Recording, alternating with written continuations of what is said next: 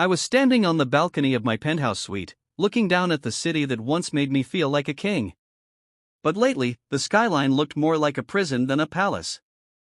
I was a millionaire, yes, one with a history of power, money, and people doing whatever I asked. Yet, none of that ever brought me peace. Not until I saw her. Not until I saw the single mother collapse at my feet with her child in her arms and tears flooding down her cheeks. That day, something changed. Not in the city. Not in her. But in me. And if you're watching this, trust me, there's a reason you clicked. Because deep down, you believe that even the coldest hearts can thaw, and even the most broken lives can be healed. So stay with me. This isn't just her story. It's mine too. And by the end, maybe it'll be yours as well. Don't forget to like this video, and if her tears move you, subscribe, because stories like this deserve to be told. It started on a Monday. The kind of Monday where everything felt gray and soulless. My assistant buzzed into my office, her voice trembling slightly. "Mr. Hayes, there's someone outside." "A woman. She won't leave." I sighed, exhausted from the day already. "Security can handle it." "No, sir, she's not aggressive. She's crying. She's got a baby." That last part made me pause. I don't know why. Maybe it was the word baby. Maybe it was because I hadn't seen a child up close in years. Or maybe it was because I knew exactly what kind of desperation drives a mother to show up at the marble gates of a man like me. Curiosity beat annoyance. I told her to let the woman in. The doors opened and there she stood. Young, early 20s, face flushed from crying, clothes damp from the rain, her thin arms clutching a bundled infant to her chest. Her voice shook as she whispered words that would haunt me for weeks to come. "Please save my baby, please. I don't have anyone else." Her name was Elena. Her baby, Ava. And everything about them, everything, was wrapped in desperation. Her story came out like a flood she could no longer contain. Her husband had passed away from cancer 6 months earlier. She had lost her job soon after, fired for taking too many days off to care for her daughter. Her landlord evicted her when she couldn't pay rent. She'd been living in her car for 2 weeks, bathing Ava in gas station sinks and begging churches for formula. "I heard about you," she said, gripping the edge of my desk. "Everyone says you're heartless, but they also say you make things happen. I don't care if you hate me. Just save my child." Her voice cracked, but her eyes didn't waver. I expected pity, shame, anything, but what I saw was fire. Fierce, maternal fire. The kind that would walk through flames if it meant giving her baby one more day to breathe. I couldn't speak. Not because I didn't know what to say. But because something inside me, something I thought was long dead, was stirring. I offered her water. She didn't drink it. She just kept rocking the baby, humming the softest lullaby I'd ever heard. It was a sound that hit deeper than any music ever could. "Look, I don't run a shelter," I said carefully. "I don't have systems for this. I don't. I'm not used to people begging me for help. They usually beg for deals, for money, for favors." She looked up then, her eyes shimmering with determination. "I'm not asking for favors. I'm asking for a life." That night, I couldn't sleep. I stared at the ceiling while Ava's tiny cries echoed in my head. I kept thinking of Elena's bare feet soaked in puddles. Her cracked voice. Her child's pale face. And I thought of my mother, God rest her soul, who used to rock me the same way Elena rocked Ava. My mother had been poor. Dirt poor. But she gave me everything. And when she died, I built this empire to prove to the world that I didn't need anyone again. But here I was, haunted by the spirit of the very woman who made me human. The next morning, I sent someone to find Elena. She hadn't left her number or address, only her story. It took 4 hours to find her in a hospital waiting room, clutching Ava as the child wheezed through labored breaths. Pneumonia. Severe. The doctors were waiting for her consent to move Ava to ICU, but she was too scared of the cost. Without hesitation, I walked past the front desk and handed my black card to the billing office. Whatever she needs, I told them. Do it. When she saw me, she didn't cry. She just nodded. She didn't ask questions. She didn't scream thank you. She just pressed Ava's forehead to her lips and whispered, "You're gonna be okay now, baby." For the next 48 hours, I stayed in that hospital. Me. A man who never had time for anyone. I sat beside a woman I barely knew and her baby girl who could barely breathe. I held Elena's hand when she couldn't stop shaking. I fed her when she hadn't eaten for a day. And when the doctors said Ava would live, I felt something I hadn't felt in 20 years, relief. Not for me. For someone else. But Elena wouldn't let the relief distract her. She started looking for jobs, even from the hospital room. She wanted dignity. She wanted to work. She didn't want to be rescued. She wanted a shot. I offered her a job as a receptionist in one of my less demanding offices. She hesitated. Is this a favor or is it real? It's real, I said. Because you deserve it. She took it. And she worked harder than any employee I'd ever seen. But I wasn't ready for what happened next. Because what started as an act of kindness became something deeper. And I was afraid. Afraid of how often I thought of her. Afraid of the way Ava's laugh echoed in my empty halls. Afraid that maybe, just maybe, I was changing. And that terrified me.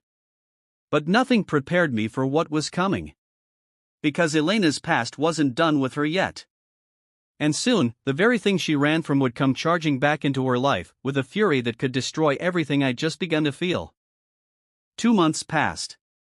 The leaves outside my high-rise office began to fall, but something else was rising inside me. Something I hadn't felt since my mother died. A strange sense of purpose. Of peace. Elena had become more than just an employee. She was a presence. A gentle storm that healed instead of destroyed. I watched her blossom from a shattered woman into a mother on a mission, an employee with fire in her eyes, and though I didn't dare admit it yet, someone who mattered more to me than my own wealth. Her daughter, Ava, had become a light in my darkened life.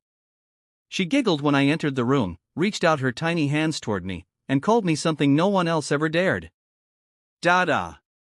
Elena panicked the first time it happened. I'm so sorry. I've never called you that in front of her. I swear. She doesn't have anyone else. But I didn't flinch. I held Ava close and whispered in her ear, "It's okay, little one. I'll be whatever you need me to be." It was the first time in years that I let someone need me, and it didn't feel like weakness. It felt like life. But peace doesn't last forever, does it? One cold Thursday afternoon, I returned from a business trip to find the office in chaos. My assistant rushed to me, pale and frantic. "Elena's gone," she said. "She left her desk an hour ago after getting a call. She hasn't come back." My heart stopped. I called her phone, no answer. I called the emergency contact she once scribbled on her hiring forms, no response. Then, as panic settled deep in my chest, I received a message. No number. No name. Just 3 words. "She's with me." That night, I couldn't breathe. I called in every favor, hired private investigators, and even considered calling in the police, but I had no evidence of wrongdoing. Until one of my investigators found security footage from the hospital where Ava had been born. There, barely visible in the grainy video, was the face of a man Elena had sworn was dead. Jacob Langston. Her husband. Not dead. Not gone. Not even missing. Just hiding. I confronted the hospital director, who confirmed it. Jacob had faked his death after getting involved in drug trafficking. He'd staged everything, his illness, the hospital disappearance, even the funeral. Elena had been left alone, grieving, thinking he had died honorably. But the truth was worse than any lie. He ran from his family to save himself. And now he was back. The next 72 hours were the darkest of my life. Not because I feared losing Elena, but because I feared what she might be forced to do. A man like Jacob doesn't return for love. He returns for leverage. For money. And Elena, pure-hearted Elena, would rather suffer than see anyone else hurt. Then, like a thunderstorm breaking, it happened. A phone call. Mr. Hayes, her voice was barely audible. He has Ava. He says he'll disappear again. Take her to Mexico. I don't know what to do. I'm scared. Where are you? I asked, grabbing my coat, racing out the door. Somewhere near the bridge, the one by the river. Please hurry. I drove like a madman. My tires screeched on the wet road. My heart thudded louder than the thunder rolling above. And when I reached the bridge, I saw them. Elena was on her knees. Rain soaking her hair. Her hands clasped.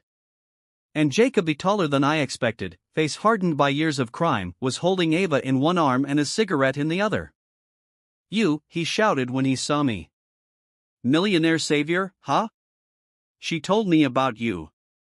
Think you can buy my kid too? She's not yours anymore, I said, stepping forward. She's mine by blood. Then you've already proven blood means nothing. He pulled out a pocket knife, not to hurt, but to threaten. Elena screamed. Ava wailed. And I did the one thing I swore I'd never do again. I begged. Please, I said, dropping to my knees beside Elena. Don't take her. Take the money. Take the car.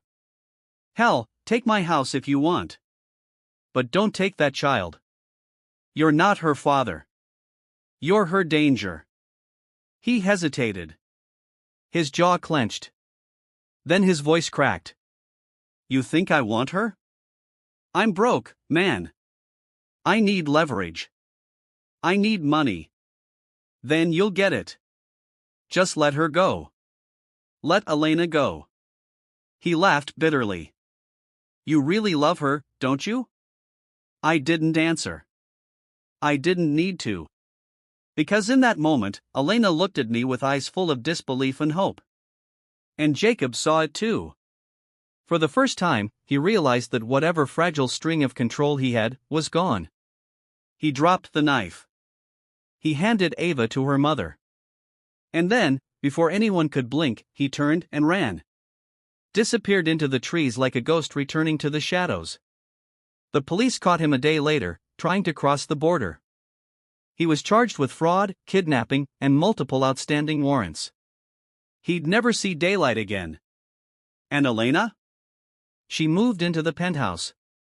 Not because she needed saving, but because I finally admitted I needed them. Both of them. Weeks turned into months. Ava took her first real steps across the marble floor of my living room. Elena started night classes to become a social worker.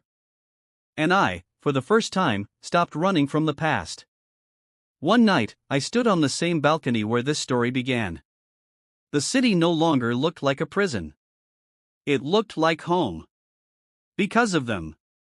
And now, I'm telling you this not as a millionaire, not as a man who once ruled boardrooms, but as a father, a partner, a changed soul. I didn't save Elena and her baby. They saved me. And if you're still watching this, know that you don't have to be rich to change a life. You just have to care. Sometimes, the smallest act of compassion can rewrite someone's entire story. So if this story moved you, hit that like button. Share it with someone who believes love can still win. And don't forget to subscribe, because here on this channel, we don't just tell stories, we remind the world that healing is still possible. Drop a comment below, tell us what moment hit you the hardest. Let's talk. Let's connect. Let's keep the hope alive. Because sometimes, when you look into someone's eyes, the truth is written clearly. And love, real love, never looks away.